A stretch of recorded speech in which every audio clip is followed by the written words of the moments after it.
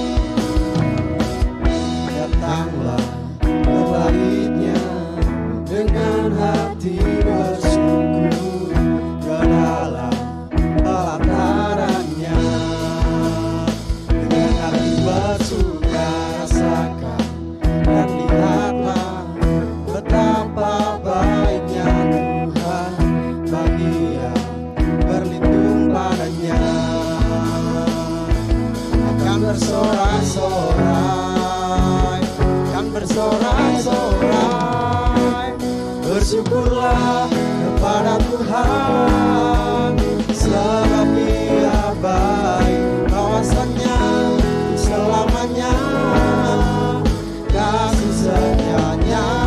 Bersyukurlah kepada Tuhan, sebab Dia baik, kawasannya selamanya, kasih setianya.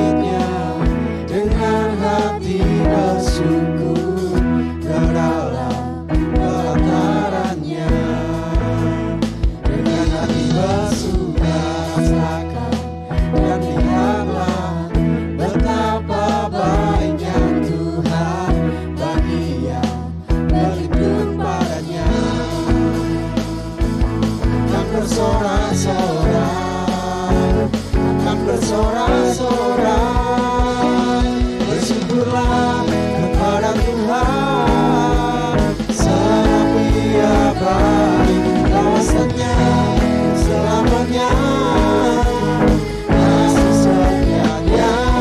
Bersyukurlah kepada Tuhan, sebab Dia baik, kawasannya selamanya, kawasannya selamanya, kawasannya selamanya, kasih setianya.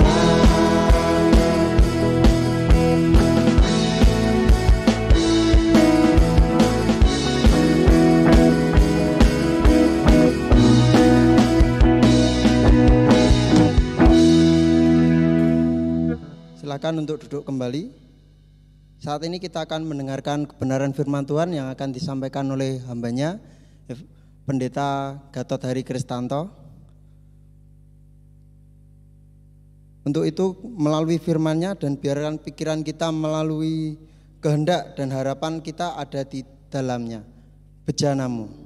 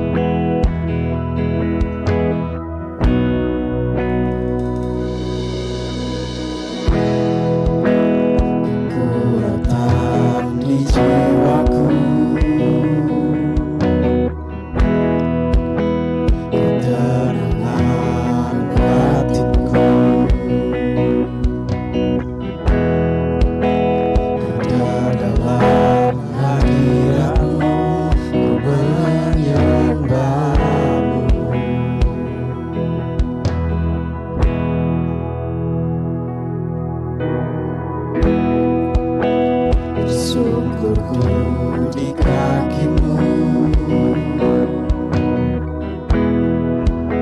rasakan hadiratmu.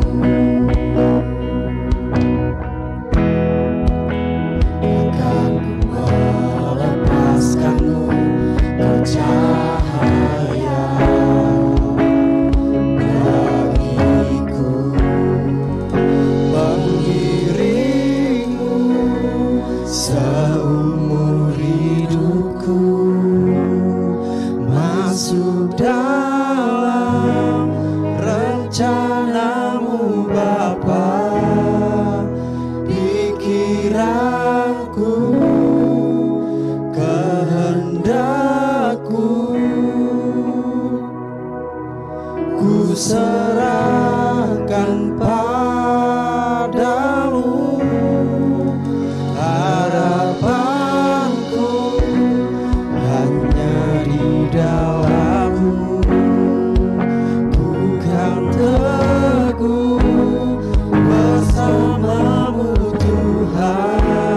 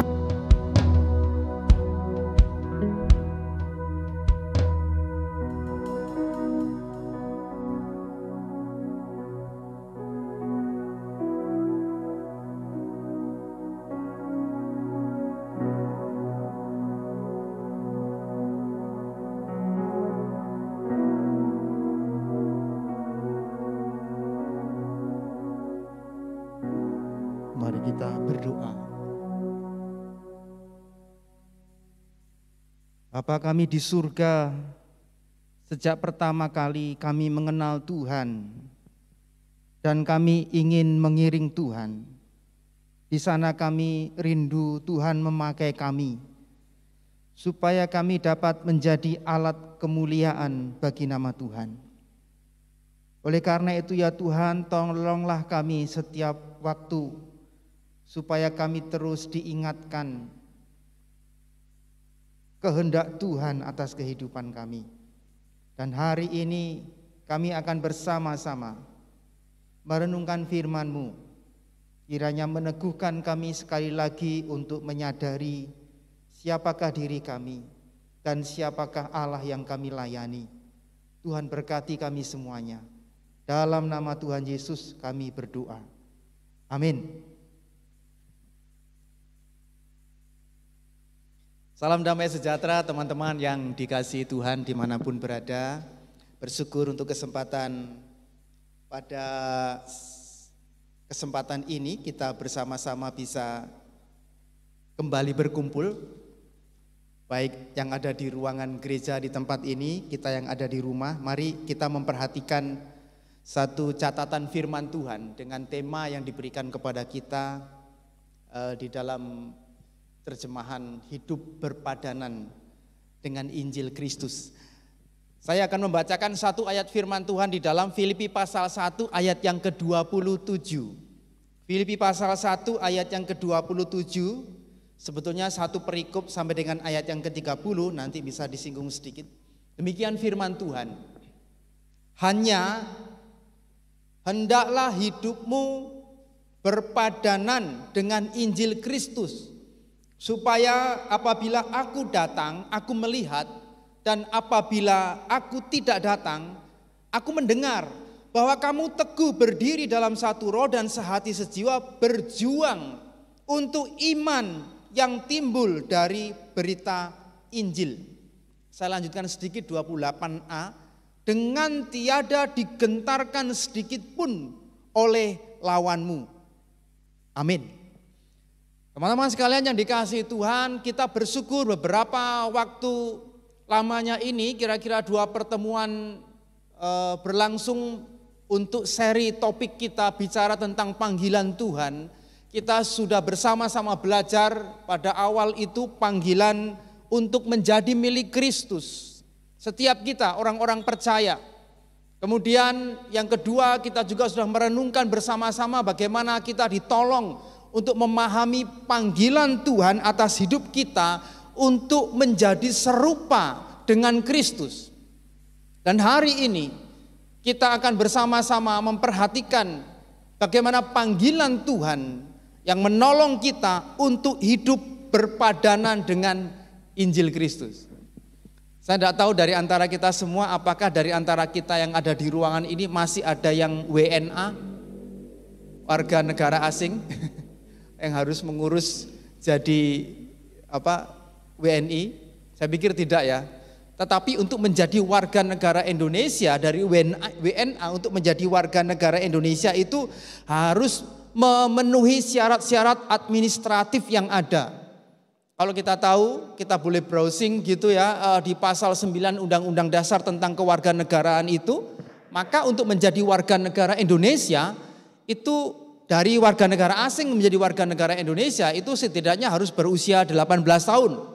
Selain daripada berusia 18 tahun, maka dia harus mengajukan permohonan untuk menjadi warga negara Indonesia dengan salah satu syaratnya dia sudah ada berdomisili di Indonesia secara berurutan, beruntut itu selama 5 tahun. Kalau tidak beruntutan paling tidak ada selama 10 tahun tinggal di Indonesia. Belum lagi syarat-syarat lainnya, syarat sehat jasmani, sehat rohani, paling enggak gila begitu loh. Kemudian juga ditambah-tambahkan tidak memiliki catatan kriminalitas yang diancam dengan hukuman minimal 1 tahun, tidak ada itu. Kemudian juga jika dia memperoleh kewarganegaraan itu, maka dia harus membayar istilahnya uang, ya, membayar kas negara tentang kewarganegaraannya itu. Di samping itu dia harus memiliki pekerjaan yang baik, pekerjaan yang berpenghasilan tetap. Beberapa syarat itu teman-teman, itu adalah syarat supaya seseorang bisa menjadi warga negara Indonesia. Tetapi untuk selanjutnya menjadi warga yang baik itu soal lain. Menjadi warga yang baik maka mereka harus menyesuaikan diri dengan mereka di mana tinggal, dan mereka juga harus mengikuti seluruh aturan-aturan yang ada di negeri ini. Mengikuti seluruh tanggung jawab dan tugas-tugas mereka sebagai warga negara Indonesia. Dan belum tentu mereka bisa menjadi warga negara yang baik. Kita pun yang bukan naturalisasi, saya asli lahir di Indonesia juga, itu belum tentu juga bisa menjadi warga negara yang baik. Karena proses ini sedang berjalan dan kita menjadi orang-orang yang memiliki tanggung jawab untuk menjadi warga negara yang baik. Teman-teman yang dikasihi oleh Tuhan, demikian juga dengan hidup kita sebagai seorang Kristen. Sebagai seorang Kristen yang memiliki status yang khusus di hadapan Tuhan, kita bisa memiliki status itu secara administratif mungkin sebagai seorang yang sudah bergereja, seorang yang sudah dibaptis, seorang yang sudah memiliki keanggotaan di gereja. Tetapi untuk menjadi seorang yang layak disebut sebagai orang Kristen, layak disebut sebagai seorang yang mengikuti Kristus, ya itu belum tentu.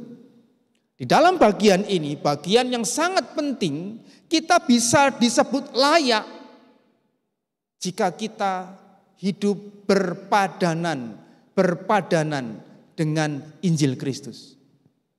Teman-teman yang dikasihi Tuhan, di dalam bacaan kita, khususnya kalau kita membaca pada ayat yang ke-30, indikasi di sana kita tahu orang-orang Filipi, orang-orang Kristen Filipi, ini penerima surat ini menghadapi begitu banyak kesulitan, begitu banyak tantangan. Penderitaan mereka sebagai seorang yang mengikut Tuhan, pergumulan iman mereka. Dan ini tidak mudah, banyak ditentang oleh masyarakat sekitar karena keyakinan mereka sebagai seorang yang mengikut Kristus. Sebagai seorang Kristen, Paulus saat itu menuliskan surat yang ditujukan kepada jemaat di Filipi ini dalam kondisi dalam tahanan. Ini juga tidak mudah.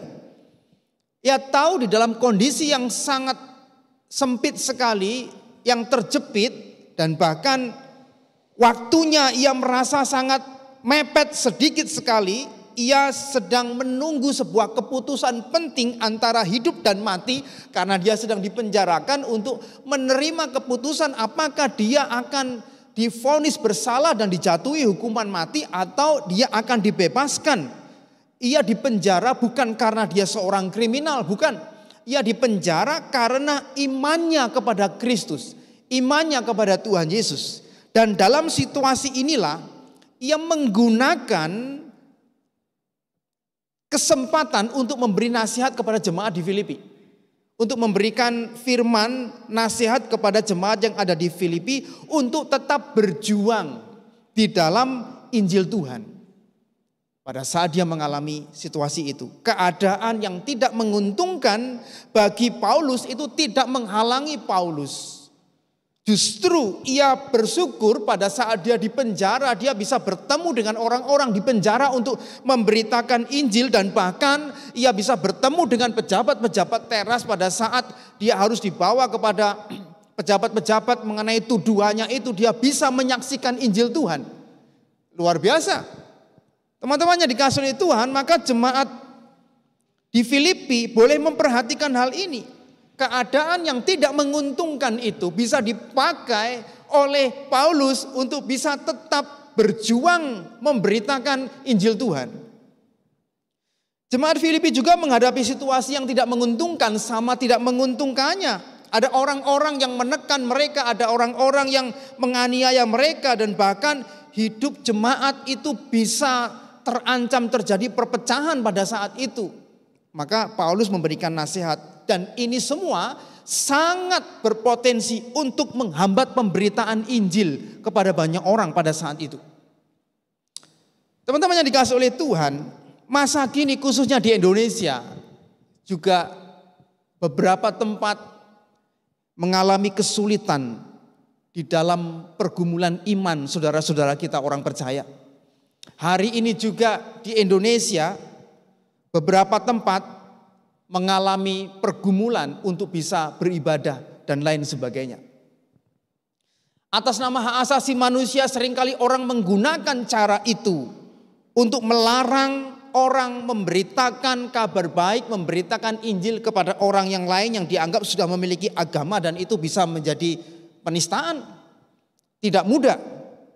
Pada saat yang sama orang-orang Kristen yang mau beribadah pun secara intern itu juga bisa dipersulit di beberapa tempat. Tidak mudah. Kondisi yang tidak menguntungkan.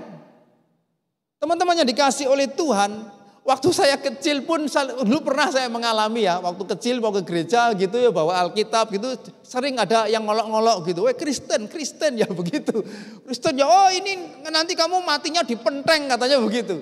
Ya itu hal-hal yang biasa dulu waktu masih kecil, olok-olokan seperti itu. Kadang banyak yang malu untuk ke gereja membawa Alkitab, itu ada banyak yang malu juga. Teman-teman yang dikasih oleh Tuhan, kalau karena Kristus saja, karena iman kita itu sudah mengalami penderitaan, kita sudah mengalami ibaratnya kita mengalami kesulitan, apalagi kalau ditambah dengan apa? Ditambah dengan cara hidup kita yang amburadul. Bagaimana kita? Bagaimana orang bisa dapat memandang kehidupan kita dan kekristenan kita dengan lebih baik?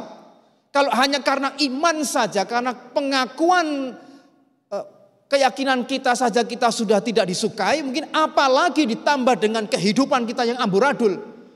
Wah, berat. Andai saja kadang-kadang ya kita menemukan ya kriminal inisial, misalnya gembong narkoba atau kriminal apa atas nama, mungkin ini nggak ada di sini ya, ini contoh saja, atas nama Stefanus, Petrus, Markus, Paulus. Waduh, kalau sudah nama-nama begitu kemudian dijadikan headline begitu ya, kehidupannya amburadul begitu, bagaimana? Kita perlu menyadari, bukankah itu akan makin menghambat kemajuan Injil di dalam hidup kita? Kristen gak Kristen sami mawon kan?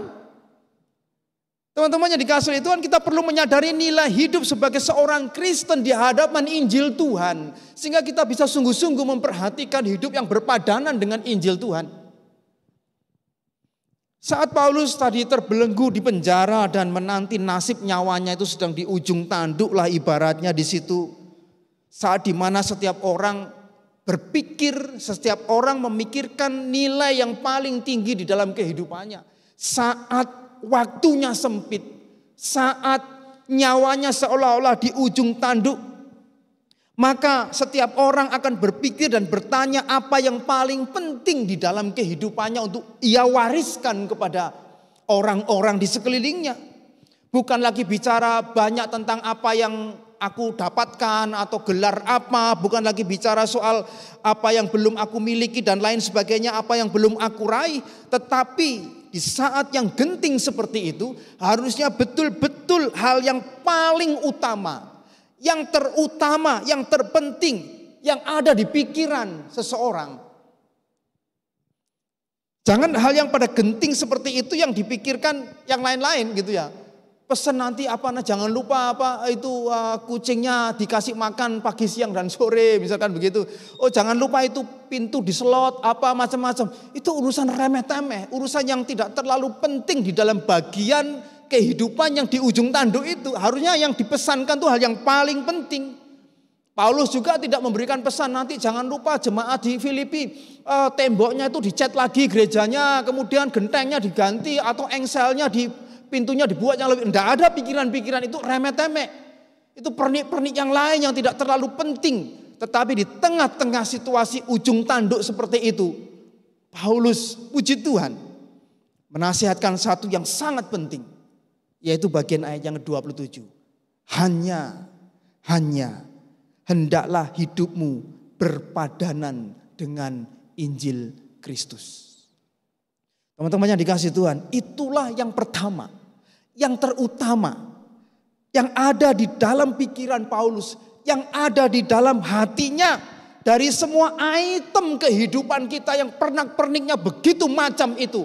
Yang utama, yang pertama, yang besar nilainya di dalam hati seorang Paulus, dia mengatakan, jemaat Tuhan, hendaklah hidupmu berpadanan dengan Injil. Teman-teman, Paulus seorang yang mengerti dan menghargai karya keselamatan Kristus.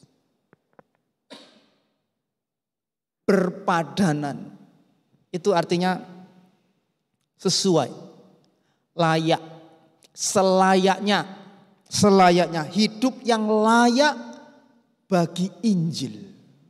Bagi Injil. Tercatat di beberapa ayat di bawahnya itu bagaimana kita bisa menghidupi itu.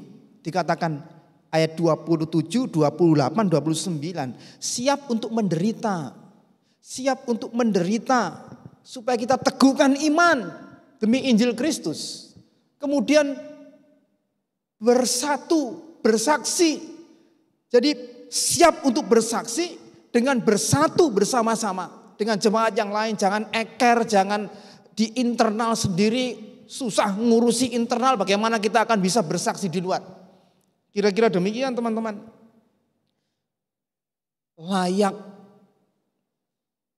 bagi Injil Kristus. Kalau kita melihat pesan Tuhan Yesus di dalam Matius pasal 10 ayat 38. Tuhan Yesus mengatakan demikian.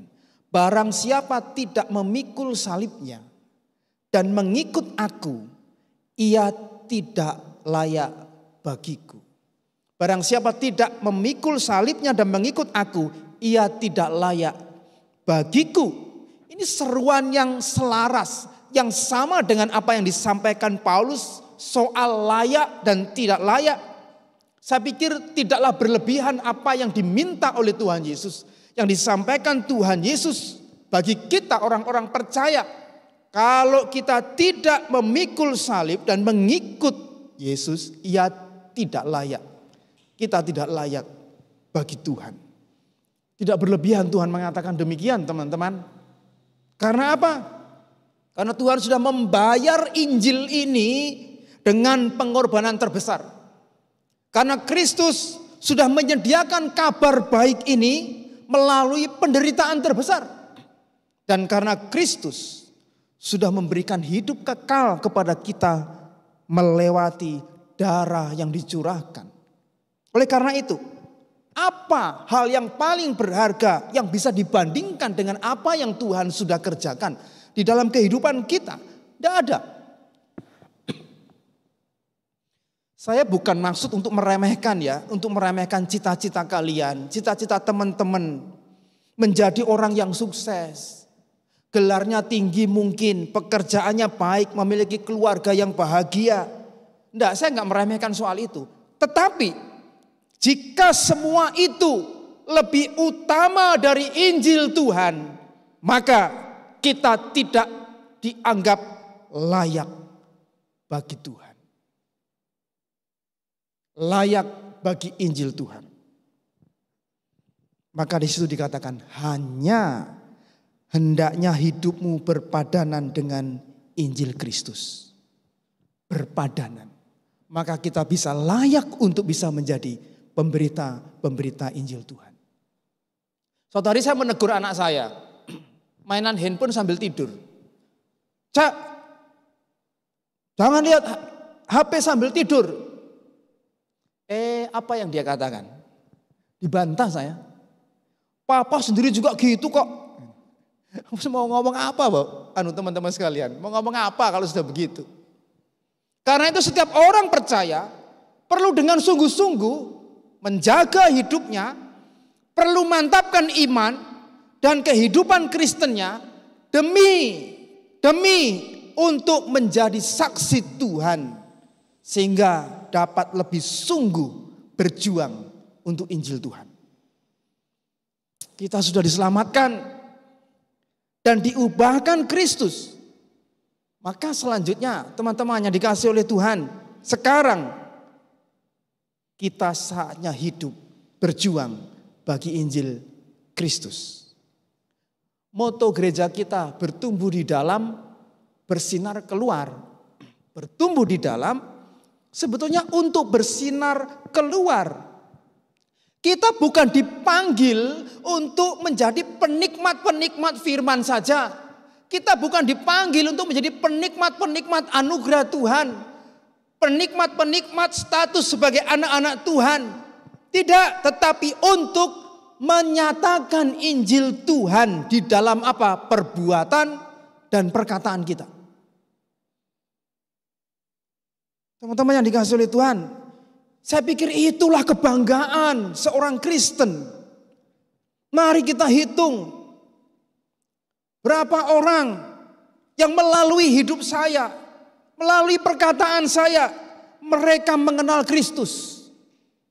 Pikirkan sekali lagi, mulai dari apa yang kita bisa, mulai dari apa yang kita sanggup.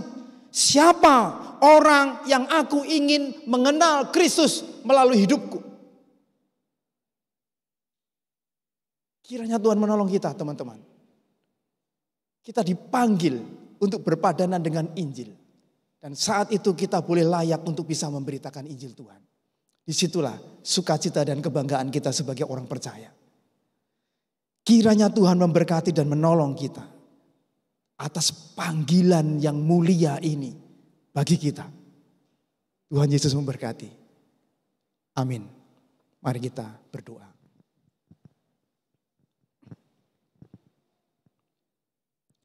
Tuhan, kami berterima kasih bahwa pekerjaan Tuhan tidak pernah berhenti. Tuhan bukan hanya memanggil kami menjadi milik Tuhan. Tuhan bukan hanya membentuk hidup kami supaya hidup kami makin serupa dengan Tuhan, serupa dengan Kristus. Tetapi Tuhan memberikan panggilan begitu mulia kepada kami supaya kami sepadan, layak bagi Injil Kristus. Tuhan, Engkau memakai hidup kami untuk menjadi alat kemuliaan-Mu, memberitakan Injil-Mu. Tolong kami Tuhan, untuk menyingkirkan segala penghambat di dalam hidup kami. Menyingkirkan segala hal yang membuat kami tidak layak bagi Injil Kristus. Tolong kami Tuhan, supaya hidup kami makin berbuah. Dan kami bisa memberi kesaksian terindah bagi setiap orang yang kami kasihi di sekeliling kami. Berkatilah kehidupan anak-anak Tuhan dimanapun berada untuk melihat panggilan mulia ini. Terima kasih Tuhan. Dalam nama Tuhan Yesus kami berdoa. Amin. Saya kembalikan lagi. Terima kasih.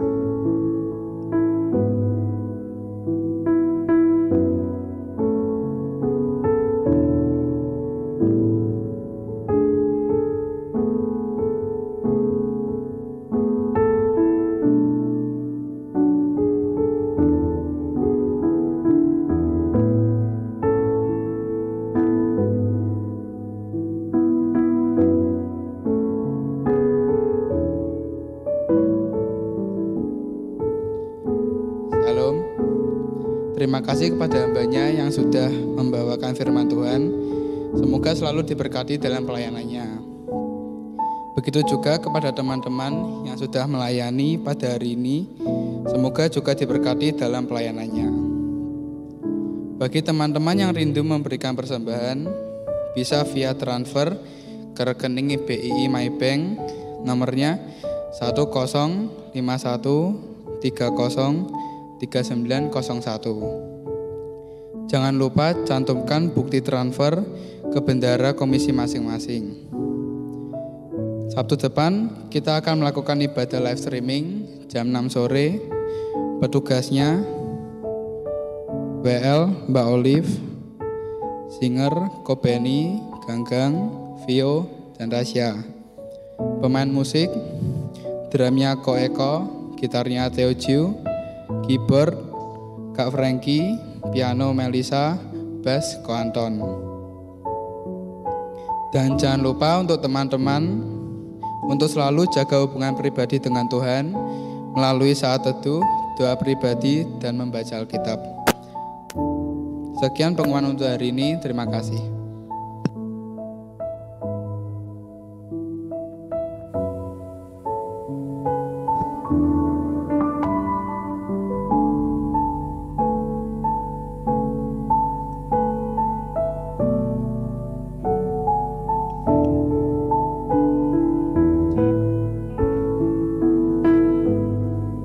Saya mengajak untuk teman-teman semua bangkit berdiri. Kita mau menyatakan bahwa segala kemuliaan hanya bagi nama Tuhan Yesus Kristus. Kemuliaan bagi Tuhan.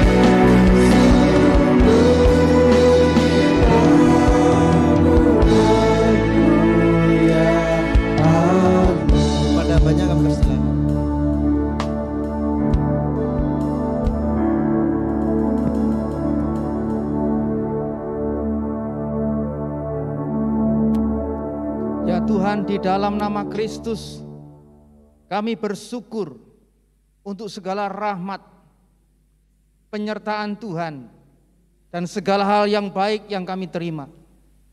Dan kami tetap menyerahkan kepada Tuhan untuk seluruh anak-anak Tuhan, kaum muda-mudi dimanapun berada.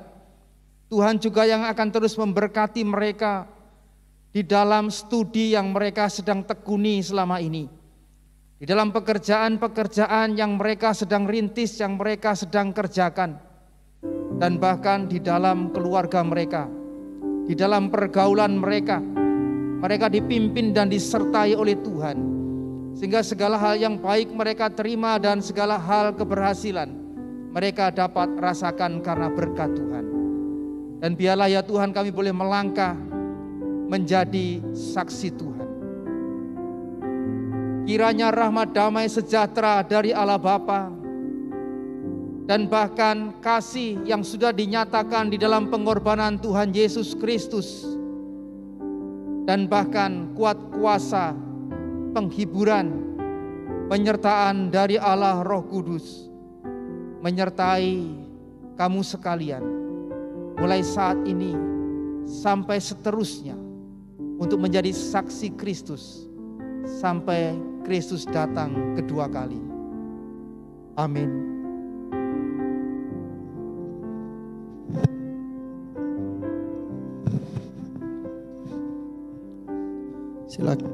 Silakan teman-teman untuk duduk kembali.